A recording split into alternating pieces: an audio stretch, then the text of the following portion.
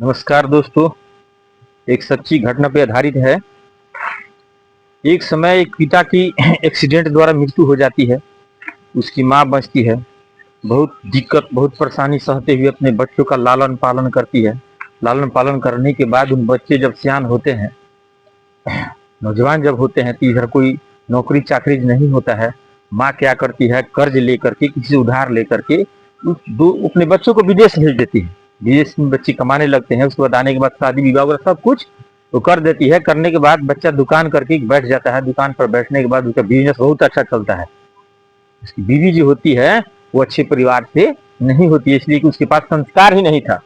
जब उस माँ का तबीयत खराब हुआ, जब वो बीमार हुई, हॉस्पिटल में गई, लड़का देखने के लिए तो चला गया, लेकिन उसकी जो पत्नी थी फोन करके करके तबाह कर दी। उधर से रिटर्न वापस आया, इतना डांट पड़ा उसको।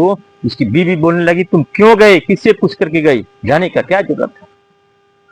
मैं उनसे कहना चाहता हूँ इस वीडियो के जरिए, इसके माध्यम से, क्या उस समय तुम कहाँ थी जब वो छोटे थे। उसका लालन पालन पोषण सब करना था, तो उस समय तो कोई नहीं था, तुम भी नहीं थी। जब आज के डेट में जब माँ बीमार पड़ती है तो तुमको याद आता है कि तुम क्यों चले गए।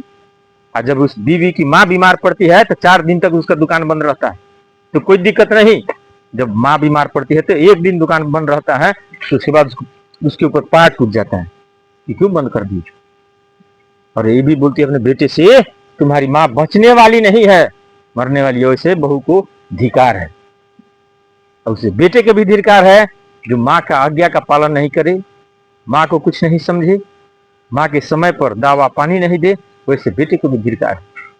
उस दिन को भी याद करना चाहिए, जब हम छोटे थे तो हमारे साथ कौन किया। या वही एक माँ थी, दूसरा कोई सहारा नहीं था। कष्ट बर्दाश्त करके तुम लोगों का लालन पालन की, और उसके बाद वो माँ जब बीमार पड़ती है तो तुम लोगों पर पहाड़ टूट जाती है। माँ के लिए कुछ नहीं है, जो कुछ है बीवी है। नमस्कार दोस्तों।